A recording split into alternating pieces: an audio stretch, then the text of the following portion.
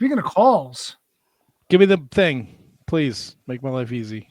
You guys rock.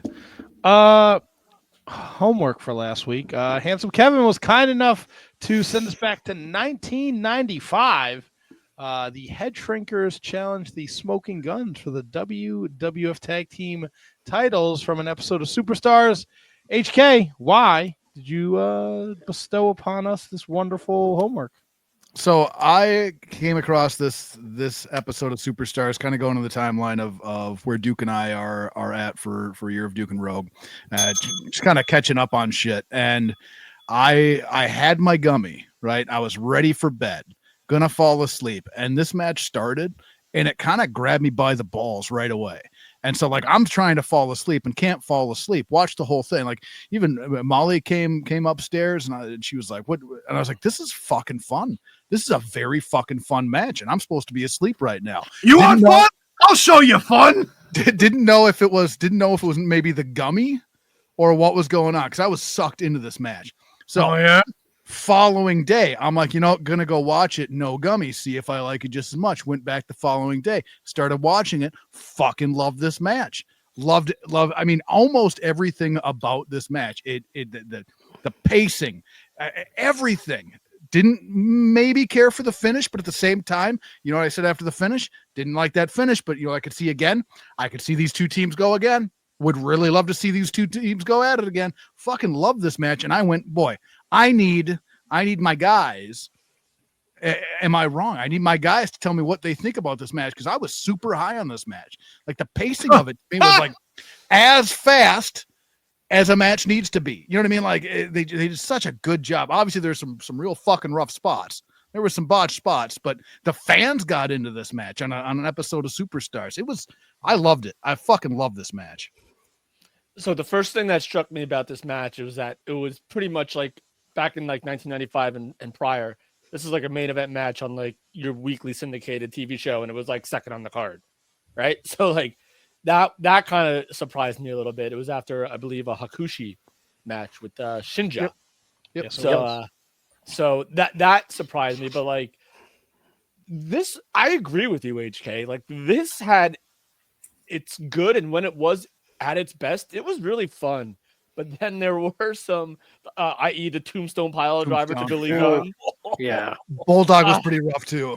Yeah, and the bulldog from Billy Gunn. Yeah, on Barb was tough to watch, and I love how Barb sold the pile driver just as much as Billy Gunn did.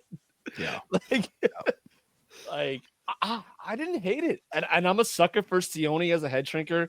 I'm a sucker for this version of the Head Shrinkers. I'm a sucker that Uncle Zebekiah came down with the Nazis. I love Uncle Zeb. with no fucking music. They just kind of like their presence was there. It was felt in the audience. Who's that? Who's in the aisle? And when he came off the fucking top rope and he went to hit Fatu in the head and hurt his hand. Yeah, that was fun. It's so good. It was so good. This is like, I put this match against a lot of the tag team matches I've seen in recent memory. And I will say this before I pass it on to somebody else to discuss their feelings. There was this sequence where it was just like 4 clotheslines in a row. Like one guy closed the one guy, the other guy closed the other guy, and then Barbarian came in illegally, clotheslined. Yes. It was just cool, man. They were all the flipping clotheslines too that Fatu and dude, Billy always did too. Dude, even when he was Rikishi, no one took a clothesline better than fucking Fatu. No, yeah, you're right. I gotta say, this is the first match I could ever think where you would see Barbarian as like the face in peril. Like, people keep beating the shit out of him. Like, when the hell did that ever happen? But I was all there for this match. It was pretty entertaining for sure. I had the flipping clothesline in my notes, how much I like that. I gotta say, when Bart did his elbow from the top, it looked like he fucking murdered his hip too.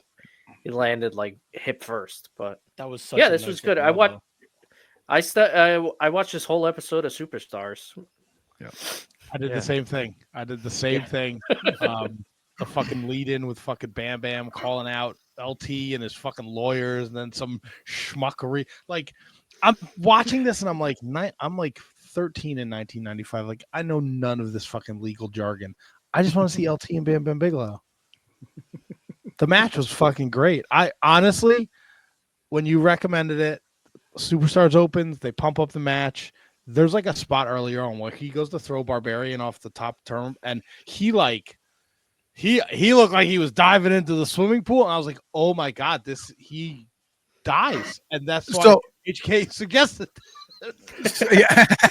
So when you're talking when Barb is up on that top rope, yes, and they and then out of nowhere. I was going to ask you guys too, because they said, I think it was Jerry says it's because of the fucking the boots. Yeah. Right. And yeah. you go back to that Survivor series when Fatu was fucking with his boots. Did they have a weird thing that they were running with the boots? Yes. Well, it was Albano.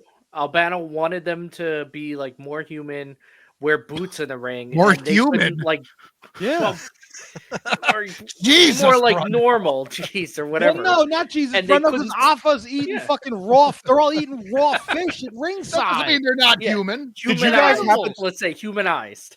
Did But you guys yeah, happen they- to notice that Afa was wearing the Ulafala? Ulafala, yep. Yeah. Yeah. So like I wonder if it's the same one that they gave Roman. That'd be pretty cool if it was. Mm-hmm. I did notice Yeah. a kid in the front row with a Confederate flag right when they came out too for the smoking guns. Yeah, you would pick up I on can see that. that these days. I also noticed they had they panned to a woman when the smoking guns came out, and Jerry Lawler made a fucking horse sound. Yeah. Vince was like, "Be nice." Dude, Vince is so fucking bad. What a maneuver! Look at that maneuver! What He a was in maneuver! rare form during this match. But Rare going back to the LT stuff, he did explain that pretty well. Like he did like put that over in the beginning pretty well about wanting the match and respecting the wishes of LT's representatives and stuff. Yeah, I was here for this whole episode actually. Yeah, I stayed for I watched the episode too. Tony, what did you think? I enjoyed this one. I really did. I agree with HK. I thought the pace was great. It's a little weird that when the guns were in peril, that I think it was Bart, Billy was waiting for the hot tag, and he kept having to come in to break up the counts. But when the Headshrinkers were in peril, that wasn't necessary because Barb was like superhuman, kicking out of everything. I did like how these guys would get in the ring and just hurry up, get to the top, try to hit a move. Even if they missed it, their opponent would go up to the top, it was fast, but it wasn't nonstop. Like they knew when to pump it up and they knew when to bring it down. The other thing I noticed, how fucking disgusting was this canvas? Like I was like, I never remember seeing filthy canvases on wrestling when I was a kid, but this one was fucking gross. They must have filmed like 45 episodes of Superstars that day because it was bad. You could tell it was 95. It must have been cost-cutting measures because they weren't replacing that canvas, making everything look nice and fresh. You think, Hakushi was before this. Do you think his tattoos are rubbing off on the canvas, maybe? No, it just looked gross. Like it just looked like pudding in the middle. Like I've seen some bad matches on TV. Go back and watch ECW matches from like 96 with the fucking duct tape and the holes in the canvas and shit. This one wasn't that bad, but I was kind of surprised that they would put this shit on national TV. Captain Lou made an appearance, which was great. We got interference. Of course, we got the double schmoz with the count out, which was, not a great ending, but a fine ending. I mean, you really, for all intents and purposes, had two face teams going at it, which is why you got extended, face in peril on both sides. But I loved it. I was all in for this. This was a great match. Do you want to guess how many matches were taped at this taping? I was just gonna ask that. 43. Yeah, I'll probably say maybe 30. And this was probably match 26, probably. So it's lower. It's a lot, Lower? but it's not like. All right, Crazy. 24. All right. Anyone else? I guess I'm way too high. I'm gonna say 18. Anyone else? I mean, everyone's gonna put it's Price is Right rules, right? Closest without. I mean, going I over. guess I'll go lower then because I thought I was kind of with Tony. I'll say 12. Just say 1. You'll probably be right. Go for it, Brundo.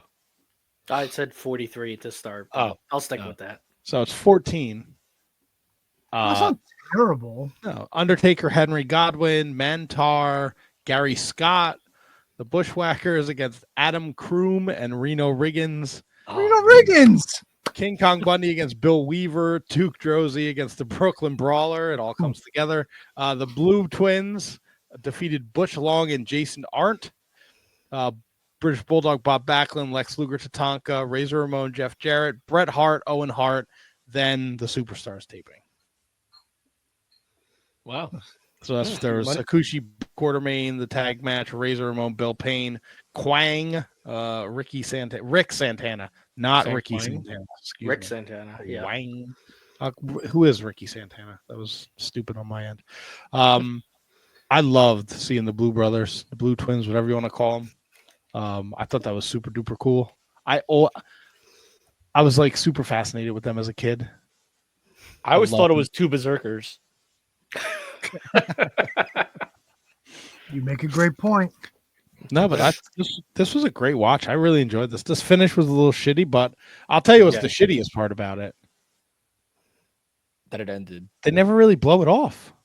The Headshrinkers and the Blue Twins have one match on Monday Night Raw.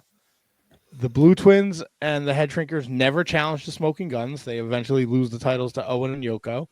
Yeah. It's kind of disappointing, to be honest with you. I don't think this run was long for them. I don't think they were around For all who? that. For the Blue, for Jacob and Eli Blue. I don't think they were there that long. I know they were in the Rumble.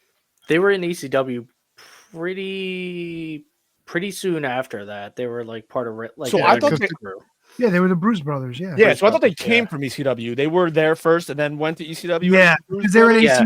ECW. They were in ECW. They were in route- Smokey before this. Okay. like the whole Raven thing. They were like his lackeys. Yeah. Lackeys. And I think Barbarian goes to WCW pretty soon after that. Oh, I specifically remember reading WWE magazine or WWF magazine, and they said he left because he ate like bad fish or bad chicken or something like that. That Well, was like the reason so he did left. Priscilla Kelly. 95 was Young and Barbarian for the Faces of Fear at that point, Yeah. wasn't it? I forgot they came. They were so they went from ECW. No, wait, they went. Hold on.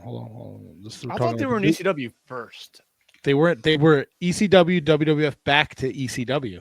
Yeah. Okay. They were ECW 95, like early Raven They were stuff. ECW 94. They were in WCW in 94. September 10th, 1994, they worked Joey Maggs and Todd Morton on WCW Worldwide. And then on the 23rd of September, 23rd, 24th, they worked two ECW shows against the Public Enemy. Okay. No. Then they were back in WCW in November to lose to the tag team of Hulk Hogan and Sting. Oh, because they were the Creative Control? No, this is 94. Yeah, bro. Wait. Stop the clock. What? WCW Worldwide, November 12th, 1994. question Hulk is Hogan that? and Sting defeat the Bruise Brothers in 23 seconds. Then they go to USWA for about a month and a half. Then they show up in WWF in 1995, and they are there from January 10th to their last appearance on TV. Before they come back in DOA. Yeah, Right. their last appearance on TV is a Superstars taping where they beat Bill Gorgon and Sonny Rogers. Oh, you Fuck Was it- yeah. Was it their first exit or their second exit when they were allegedly roughed up Sean? Had to be their second. I think it. I don't know. refresh my memory on that one, HK. Were they the guys in Syracuse? Yeah, no, I could have swore there was they had a dust up with Sean in the locker room. Sounds Oh, I like- forget, and I'm trying to remember the timeline because I can't remember if it's their second exit. Would have made more sense just from where he was on the card to where they were on the card. That makes more sense to me. It really could have been either I one. want To to say be it's honest the with you. first. I want to say it's the first one that they, because he was a dick back then too. But he was a Yeah. dick in '99 as well. Yeah, 98. yeah, Well, he was. maybe not '99, but like '97, '98 when they come back as DOA. Definitely Yeah. could be that. Could be All them right, too. so this was from Something to Wrestle. JBL said the Harris brothers attacked Shawn Michaels in 1995 backstage. I wasn't there, and I don't know exactly what happened. They pulled They pulled him into a room, and I don't know if they completely choked him out, but I think they roughed him up a bit. It's my understanding they pulled him in there because there was something that Sean had said, and they took it, I think, wrong. I don't know for sure. So yeah, I guess it's 1995. And then when they go back to ECW, they beat the shit out of Sandman too. What did Sandman ever do to anybody? Well, from the story, and this is from Sandman. He came out. He was drunk as fuck. One of them said like, "Be careful of the head." You know, I got a big fucking stitches gash, Okay, and he just annihilate him with the kendo stick, and then he comes back. The two of them just beat the fuck out of him. Nice. From his words too. It wasn't even like, you know, Raven or somebody else saying that. It's like, I deserved it. There's a 2-minute clip on YouTube of the Sandman telling the story. Yeah. I will watch that when we're done. Oh, that's fucking fantastic. Yeah, but this was a great pull, HK.